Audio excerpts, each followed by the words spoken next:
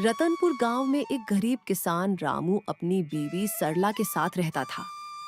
सुबह के वक्त मिट्टी के छोटे से घर में चूल्हा जल रहा था, जिस पर लोहे की कड़ाही में थोड़ी सी सब्जी पक रही थी।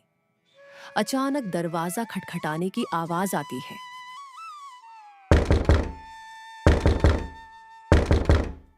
अरे इतनी सुबह सुबह कौन इतने जोर जोर से दरवाजा पीट रहा है?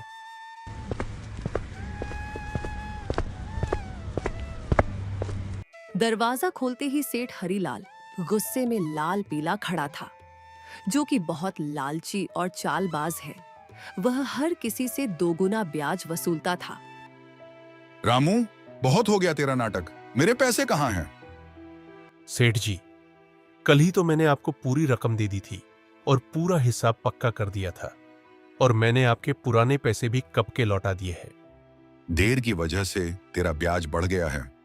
अब वो उधार तुझे 5 गुना ब्याज के साथ लौटाना होगा। 5 गुना?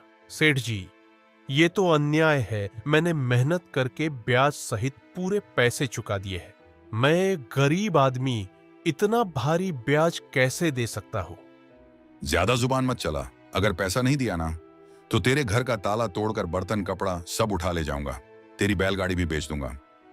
सेठ जी, गरीब का खून चूसकर आपको क्या मिलेगा? हमारे साथ ऐसा मत करिए। सेठ जी, हम गरीब हैं। मैं आपका एक एक पैसा चुका दिया हूं, आप मुझे माफ करिए, लेकिन इतना जालिम ब्याज मैं नहीं दे पाऊंगा। पैसे तो तुझे देने ही पड़ेंगे, देख लूंगा मैं तुझे। याद रखना रामू, हरीलाल से पंगा लेना आसान नहीं है। सेठ रामू को धमकाते हुए चला जाता है, लेकिन जाते जाते अपने नौकर को कहता है, इस गरीब भिखारी की इतनी मजाल, मुझे ना बोलकर इसने गलती कर दी। इसे तो सबक सिखाना पड़ेगा, ताकि गांव में बाकी गरीब भी डर में रहें। आप बताइए, ये जिंदगी कब बदलेगी? रोज रोज 2 वक्त की रोटी के लिए जूझना पड़ता है। कभी मन करता है घर की टूटी छत ठीक करवा दूं, तो कभी सोचती हूँ कि हमारे पास भी अच्छे कपड़े हों, लेकिन लगता है किस्मत ने हमें बस तंगी ही दी है। मुझे पता है तुम्हें तकलीफ है, पर मैं क्या करूं? खेत छोटे हैं, बारिश वक्त पर नहीं होती, ऊपर से कर्ज का बोझ भी सर पर है। मैं दिन रात मेहनत करूं, तब हमारे हिस्से में यही नमक रोटी आती है। मेहनत? हाँ, मेहनत तो आप करते हैं, लेकिन भगवान हमारी सुनता ही कहाँ है। लगता है जैसे भाग्य ने हमें इस गरीबी में ही सड़ने के लिए भेजा है। सरला ने आह भरी, पर चुपचाप सब्जी पकाने लगी। कमरे में सन्नाटा था। रामू ने मन ही मन ठान लिया, आज खेत में चाहे जान निकल जाए, पर घर लौटकर कुछ ऐसा लाऊंगा जिससे सरला के चेहरे पर मुस्कान आ जाए। रामू को नहीं पता था कि आज का दिन उसकी जिंदगी की सबसे बड़ी कहानी की शुरुआत करने वाला है। सुबह के वक्त रामू खेत जाने के लिए घर से निकल रहा है। सुबह की हल्की हल्की धूप खेतों पर पड़ रही थी। सरला के मन में आज कुछ हलचल सी चल रही थी। रामू रोज गांव के बीच से होकर जाने वाला रास्ता मंदिर के पास से गुजरता था। रामू रोज इसी रास्ते से जाता था, क्योंकि यही सबसे छोटा और आसान रास्ता था। मंदिर में उस वक्त बस पुजारी ही थे, जो सफाई कर रहे थे। प्रणाम पंडित जी, कैसे हैं आप? तबीयत ठीक है ना आपकी? हाँ बेटा, सब अच्छा है। भगवान का आशीर्वाद तुझ पर हमेशा बना रहे। पुजारी से बात करके रामू अपने खेत की तरफ निकल जाता है। उसी शाम गांव का सबसे अमीर सेठ हरीलाल अपने नौकर के साथ बैठा था। वह बहुत लालची और चालाक था। उसके मन में एक खतरनाक योजना पनप रही थी। सेठ हरीलाल अपने बड़े से घर में खाट पर बैठा पान चबा रहा था। पास में उसका नौकर कालू खड़ा था। अरे कालू, सुन, मंदिर के गहनों को देखकर मेरा जी ललचा गया है। कल रात मंदिर में जो सोने चांदी के गहने हैं ना, वो मेरे घर में होने चाहिए। गांव वाले मेरी इज्जत करते हैं, लेकिन पैसा और बढ़ाना है मुझे। सेठ जी, पर यह तो पाप का काम होगा। भगवान के घर से गहने चुराना अच्छा नहीं लगेगा। अरे मूर्ख, भगवान को क्या जरूरत है गहनों की? उनका क्या होगा इनसे? असली भगवान तो पैसा है, और पैसा इंसान के हाथ में अच्छा लगता है। पर गांव वाले अगर उनको पता चल गया तो? बस यही तो मजा है। चोरी हम करेंगे और इल्जाम किसी और पर लगेगा। पता है किस पर? उस गरीब रामू पर। आज उसकी और उसकी बीवी की जुबान बहुत ज्यादा ही चल रही थी। रामू? वो तो रोज मंदिर के पास से ही अपने खेत के लिए जाता है ना? हाँ, हम इसी बात का फायदा उठाएंगे। सबको लगेगा कि उसी ने चोरी की। गांव वाले पहले ही उसे तिरछी नजरों से देखते हैं। बस आज रात ही हम अपना काम कर देंगे और सुबह हंगामा हो जाएगा। तू बस ये याद रख, कोई गलती नहीं होनी चाहिए। आधी रात को हम मंदिर में घुसेंगे, गहने उठाएंगे और अपने गोदाम में छुपा देंगे। सुबह मैं खुद शोर मचाऊंगा और रामू का नाम लूंगा। कालू डरते डरते सिर हिलाता है और अपने सेठ की बात मान लेता है। रात का समय था। गांव में हर तरफ सन्नाटा था। बस कहीं कहीं कुत्तों के भौंकने की आवाज आ रही थी। उस रात सेठ लालच में अंधा हो जाता है और इस घिनौनी साजिश को अंजाम देता है। अपने नौकर से मंदिर में चोरी करवाता है। पास ही अंधेरे में एक काली बिल्ली म्याऊं करके गुजर जाती है, जैसे वो इस पाप की गवाही दे रही हो। अगली सुबह गांव के बीचों बीच मंदिर के सामने एक भीड़ इकट्ठी हो गई थी। हर कोई जोर जोर से बातें कर रहा था। माहौल में घबराहट और गुस्से की गूंज थी। अरे ये क्या हो गया? मंदिर के सारे सोने के गहने रातों रात गायब हो गए। इतना बड़ा अपशकुन, भगवान के गहने चुरा ले गया कोई। ये तो बहुत बुरी बात है। इसी बीच रामू रोज की तरह खेत की तरफ जाने के लिए उसी रास्ते से गुजर रहा था। भीड़ देखकर वो रुक गया और पास आ गया। अरे क्या हो गया भाई लोग? इतनी सुबह सुबह ये भीड़ किस बात की है? अरे रामू, तूने सुना नहीं? मंदिर में चोरी हो गई। भगवान के सारे गहने कोई उठा ले गया। रामू ये सुनकर चौंक जाता है। भीड़ में खड़ा सेठ जो असल में चोरी किया था, वह बहुत मासूम बन रहा था। पंडित जी, आप बताइए, कल रात तक तो गहने मंदिर में थे, फिर अचानक कौन ले गया? आप बताइए पंडित जी, क्या आपने मंदिर के आसपास किसी को आते जाते देखा है? आपको किसी पर शक है क्या? अरे मैंने देखा है, रामू रोज मंदिर के रास्ते से आना जाना करता है। सेठ जी, कल तक तो सब कुछ ठीक ठाक था। मंदिर के पास से तो कई लोग गुजरते हैं, लेकिन रोज सुबह सुबह खेत की तरफ जाने के लिए रामू इधर से निकलता है। मगर रामू ऐसा काम करेगा? मुझे नहीं लगता। अरे पंडित जी, जमाना खराब है। आदमी की नीयत कब बदल जाए क्या पता। और वैसे भी जिसने किया है वो मुंह से कभी मानेगा नहीं। मैंने अपनी आंखों से देखा है। रात को जब मैं खेत की तरफ जा रहा था, रामू मंदिर के पास चुपके चुपके घूम रहा था। ये क्या कह रहे हो आप लोग? मैंने कोई चोरी नहीं की है। इतना बड़ा पाप मुझ पर मत डालो। अरे हाँ, गरीब आदमी है, पैसों की तंगी में है, कर भी सकता है ये काम। ये लोग मुंह पर अच्छे बनते हैं। अरे भगवान से डरिए आप लोग, हमने कुछ नहीं किया। हम गरीब जरूर हैं, लेकिन चोर नहीं। मेरे पति जितना ईमानदार इंसान इस पूरे गांव में कोई नहीं है। ऐसा मत कहिए, वरना भगवान आप लोगों को कभी माफ नहीं करेगा। रामू और उसकी बीवी ने बहुत समझाने की कोशिश करी, लेकिन भीड़ मानने को तैयार नहीं थी। सब रामू को ही चोर मान बैठे।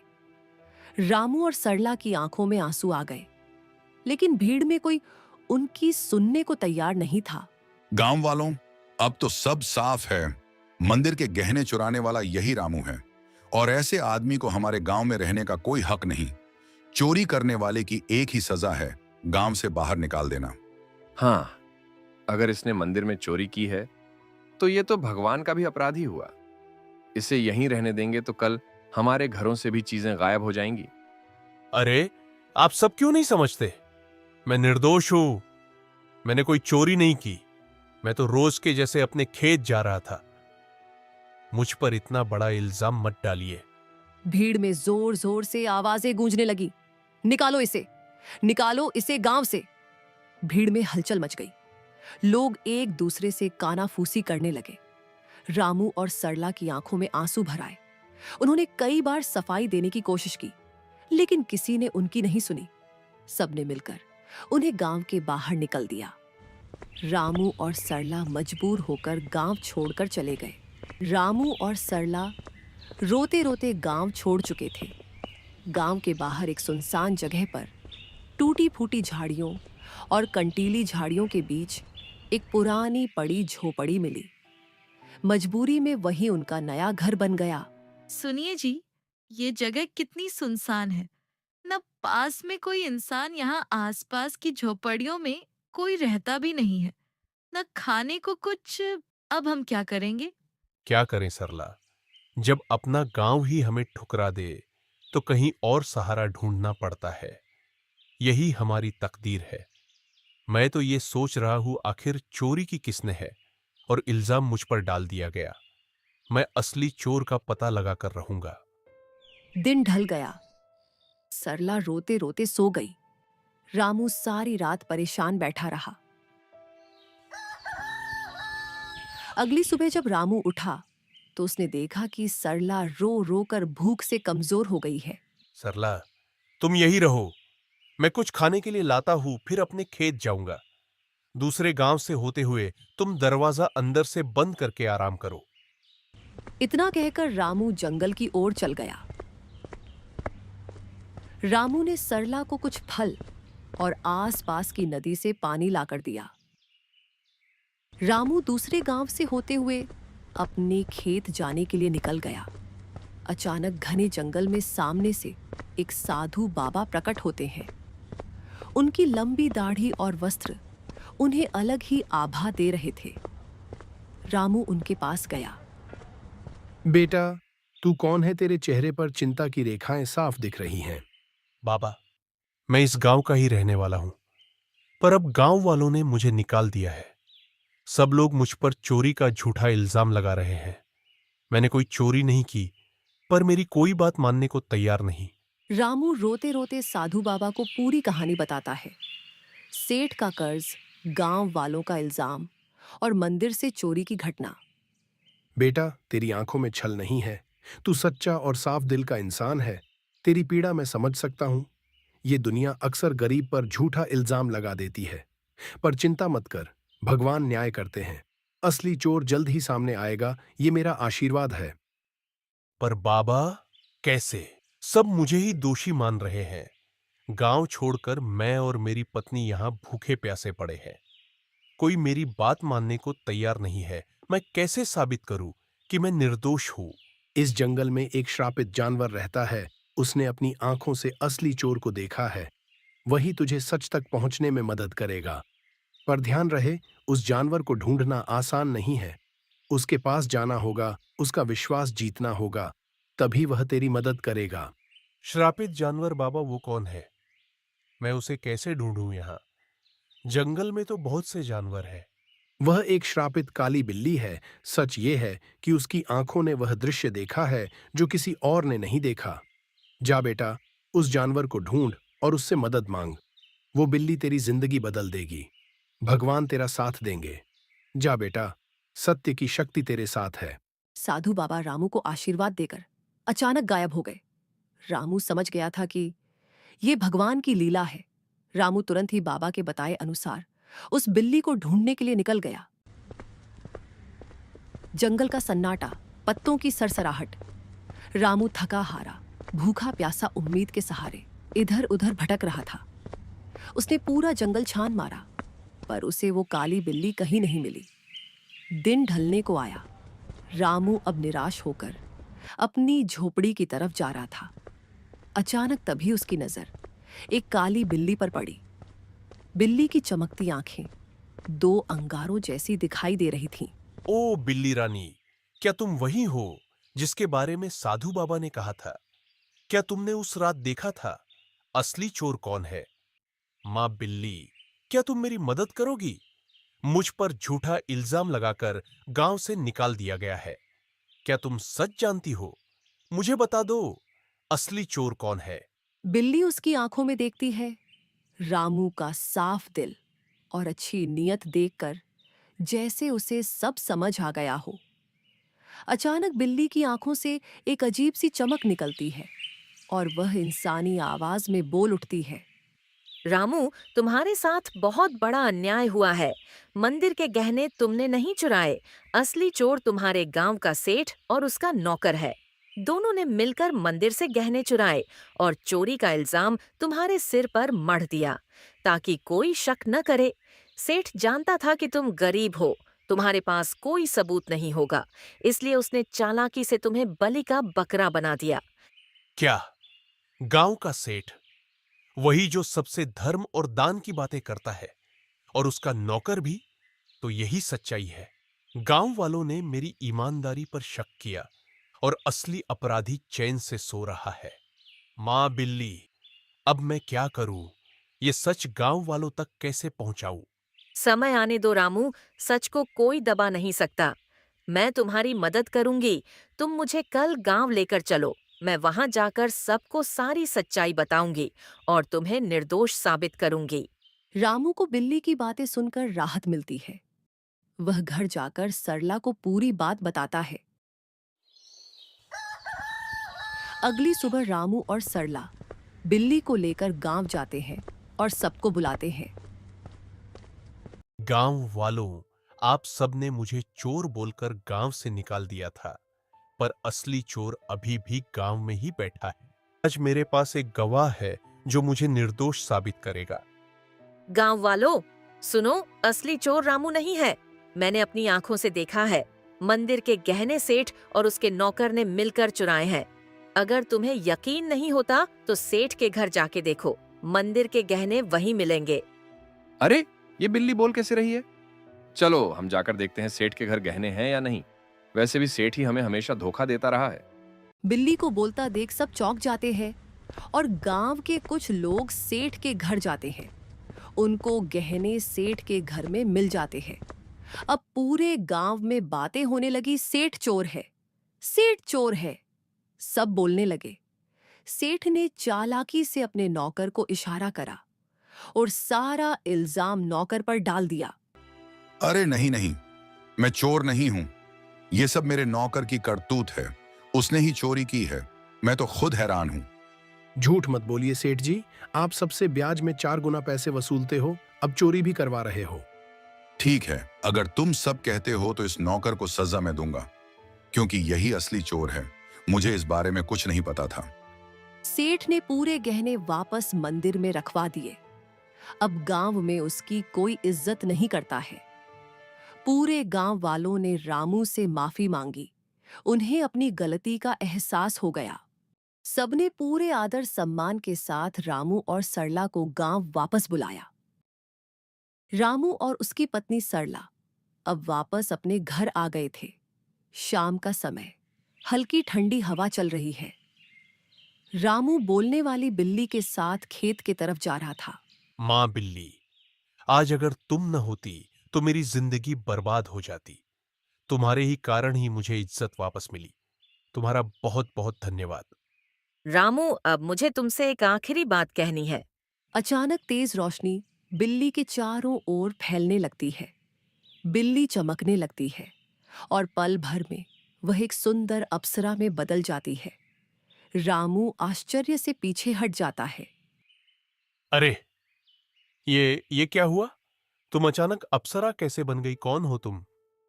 हाँ रामू, मैं एक अप्सरा ही हूँ। मुझे स्वर्ग से श्राप मिला था। मैं इस श्राप से मुक्त होने के लिए ही धरती पर आई थी। जब तक मैं धरती पर किसी सच्चे और भले इंसान की मदद नहीं करती, तब तक मैं इस बिल्ली के रूप में ही रहती। तुम एक सच्चे और ईमानदार इंसान हो, इसलिए तुम्हें बचाकर मैंने भी अपना श्राप तोड़ दिया। अब मुझे मुक्ति मिल चुकी है। तुम्हारी ईमानदारी और भलाई ने मुझे श्राप से मुक्त कर दिया है। तुम्हारा बहुत बहुत धन्यवाद। रामू, मैं बहुत खुश हूँ। मैं तुम्हें वरदान देना चाहती हूँ। तुम्हें जो चाहिए बेझिझक कहो। रामू की आंखों में चमक आ जाती है। वह भावुक होकर अप्सरा को प्रणाम करता है। देवी, मेरी जिंदगी गरीबी से घिरी हुई है। मैं दिन रात खेतों में मेहनत करता हूं, मगर फसल कभी अच्छी नहीं होती। ऊपर से कर्ज का बोझ है। मेरे परिवार के लिए 2 वक्त की रोटी जुटाना भी मुश्किल हो जाता है। रामू, मैं तुम्हें वरदान देती हूँ, तुम्हारी परेशानी अब समाप्त होगी। जंगल के बीच में एक लाल फूल के पौधे के पास एक चमत्कारी फल का पेड़ है। वह पेड़ स्वर्ग से आया है। उस पेड़ का फल सिर्फ ईमानदार इंसान ही खा सकता है। तुम वहां जाओ और वह फल खाओ। तुम्हारे खेतों में समृद्धि होगी, कर्ज मिट जाएगा और जीवन खुशहाल हो जाएगा। बस याद रखना, तुम हमेशा इसे ही रहमदिल रहना, वरना तुम्हारी जिंदगी वापस वैसे ही हो जाएगी। सुखी रहो रामू, अब मैं चलती हूँ, अपना ख्याल रखना। रामू को वरदान देकर अप्सरा अचानक गायब हो जाती है। रामू जंगल में चारों तरफ उस चमत्कारी पेड़ को ढूंढता है। सूरज ढलने को होता है। थका हारा रामू अचानक लाल फूल के पौधे को देख लेता है। रामू धीरे धीरे आगे बढ़ता है और देखता है कि पौधे के पीछे एक सुंदर चमकदार पेड़ खड़ा है। पेड़ की टहनियों पर सुनहरे फल चमक रहे हैं। रामू श्रद्धा से पेड़ के पास जाता है। हे पेड़ देवता, मुझे अप्सरा ने आपके पास भेजा है। मैं गरीब किसान रामू हूं, क्या मैं आपके फल खा सकता हूं? अचानक पेड़ से आवाज आई। रामू, मुझे सब पता है, तुम सच्चे और भले इंसान हो, इसीलिए अप्सरा ने तुम्हें यहाँ तक पहुँचाया है। तुम मेरा एक फल खा लो, तुम्हारी सारी परेशानियां मिट जाएंगी और तुम्हारा जीवन खुशहाल हो जाएगा। रामू पेड़ से एक सुनहरा फल तोड़कर खाता है। अचानक उसके शरीर में एक अजीब सी ऊर्जा दौड़ जाती है। वह पेड़ को धन्यवाद करके अपने घर की ओर निकल जाता है और जैसे ही वह घर के पास पहुंचता है, उसकी झोपड़ी एक सुंदर, बड़ा, आलीशान घर में बदल जाती है। रामू दंग रह जाता है। उसकी पत्नी बाहर आकर चौंक जाती। अरे सुनिए, ये क्या हो गया? हमारी झोपड़ी कहाँ गई? इतना बड़ा घर कैसे बन गया? क्या ये घर हमारा है? हाँ प्रिय, ये सब भगवान की कृपा है। जंगल में मुझे एक अप्सरा मिली। उसने मुझे चमत्कारी पेड़ का रास्ता बताया। उस पेड़ ने मुझे फल दिया और जैसे ही मैंने खाया, हमारी किस्मत बदल गई। रामू ने सरला को उस स्वर्ग से आई श्रापित बिल्ली की पूरी कहानी बताई। इतने सालों की गरीबी के बाद अब हमारी जिंदगी बदल गई। भगवान का बहुत बहुत धन्यवाद। हाँ, मगर याद रखना, ये चमत्कार हमें सिर्फ इसलिए मिला है क्योंकि हमने कभी बेईमानी नहीं की। ये वरदान हमें हमारी मेहनत और ईमानदारी की वजह से मिला है। अब रामू और सरला अपने नए घर में खुशी से रहने लगे। पर रामू अब भी साधारण कपड़ों में ही रहता था। उसके अंदर जरा सा भी घमंड नहीं आया। उसने हमेशा उस अप्सरा की बात याद रखी। अब रामू गांव में सबकी मदद करने लगा। उसके घर में हमेशा अनाज भरा रहता था और मेहमानों के लिए दरवाजे खुले रहते थे। वह गांव के सारे जरूरतमंद लोगों को अनाज बांटता था। सारे गांव में रामू की बातें होने लगी। हर कोई अब रामू की बहुत इज्जत करने लगा था। एक दिन गांव वालों को रामू की तारीफ करते सेठ हरीलाल ने सुन लिया। यह सब देख सेठ हरीलाल को जलन होने लगी। ये सब दिखावा है। कोई इतना अमीर अचानक कैसे हो सकता है? जरूर इसके पीछे कोई बड़ा राज है। अगर ये ऐसे ही अमीर होता रहा तो गांव में मेरी इज्जत तो मिट्टी में मिल जाएगी। अबे कालू, सुन, तू जरा रामू पर नजर रख और पता कर कि इसके पास दौलत आने का असली राज क्या है। उसी दिन से सेठ का नौकर रामू पर नजर रखने लगा। एक दिन सेठ का नौकर रामू का पीछा कर रहा था। उसने देखा कि रामू जंगल में जाकर उस चमत्कारी पेड़ से बात कर रहा है। कालू चुपके चुपके रामू की सारी बातें सुन रहा था। सेठ जी, मैंने सब देख लिया, सब पता कर लिया। रामू उस जंगल के बीच वाले पेड़ से बात कर रहा था। उसने उस पेड़ का फल खाया है, जिसकी वजह से उसकी गरीबी दूर हुई और वो अमीर बन गया। क्या? सच में? तो चल, अभी उसी पेड़ के पास चलते हैं। अगर रामू अमीर हो सकता है तो मैं क्यों नहीं? मैं तो उससे भी बड़ा अमीर बनूंगा। मेरे पास तो पहले से ही ताकत और पैसा है। उस पेड़ को मैं अपनी मुट्ठी में कर लूंगा। सेठ लालच में आकर तुरंत अपने नौकर के साथ जंगल की ओर निकल गया। पर उसे क्या पता था, आज ये लालच उसे ले डूबेगी। वो लोग पेड़ के पास पहुंचे और फल तोड़ने की कोशिश करते हैं, पर एक भी फल उनसे नहीं टूटता। सेठ गुस्से में आकर पेड़ से कहता है, ओ पेड़, सुना है तूने रामू को फल देकर अमीर बनाया है। अब मुझे भी अपने फल दे। जल्दी कर, मैं इस पूरे गांव का सबसे बड़ा आदमी हूं। अब मैं और भी शक्तिशाली बनना चाहता हूं। सेठ, तू लालची है, अहंकारी है और बेईमान है। मैं अपना फल सिर्फ उसी को देता हूं जिसके दिल में दूसरों के लिए करुणा हो, जो ईमानदार हो और सच्चा हो। तेरे दिल में सिर्फ लालच और घमंड है, इसलिए तुझे कभी ये फल नहीं मिलेगा। क्या कहा? तू मुझे फल नहीं देगा? अरे मूर्ख पेड़, अगर तू मुझे फल नहीं देगा तो मैं तुझे जड़ से काट दूंगा। तेरे जैसे 1000 पेड़ मैं खरीद सकता हूं मैं। अब तू देख, तुझे काट कर मैं तेरे सारे फल ले लूंगा। अबे कालू, कुल्हाड़ी उठा और इसे काट डाल। गांव जाकर उस रामू को भी आज मैं खत्म कर दूंगा। कालू भाग कर जाता है और कुल्हाड़ी लेकर आता है। सेठ पेड़ को अपने पैर से मारने लगता है और उसका नौकर कुल्हाड़ी से पेड़ काटने की कोशिश करता है, लेकिन कुल्हाड़ी लगते ही चिंगारियां निकलती है। अचानक आसमान से बिजली गिरने लगी और तेज हवा चलने लगी। ठहरो, तुम दोनों को अपने लालच और पाप का फल अब यहीं मिलेगा। तुम्हें दूसरों की मेहनत और भलाई से जलन थी, अब तुम्हें इसका परिणाम भुगतना होगा। अचानक पेड़ से एक चिंगारी निकलती है। सेठ और उसका नौकर वहीं जलकर राख हो जाते हैं। सच्चाई और ईमानदारी की राह चाहे कितनी भी कठिन क्यों ना हो, अंत में जीत हमेशा अच्छाई की ही होती है। लालच और बेईमानी इंसान को कभी सुख नहीं दे सकते। भगवान भी उसी का साथ देते हैं जिसका दिल साफ हो और जो दूसरों की मदद करता है। इसलिए हमें हमेशा नेक रास्ते पर चलना चाहिए।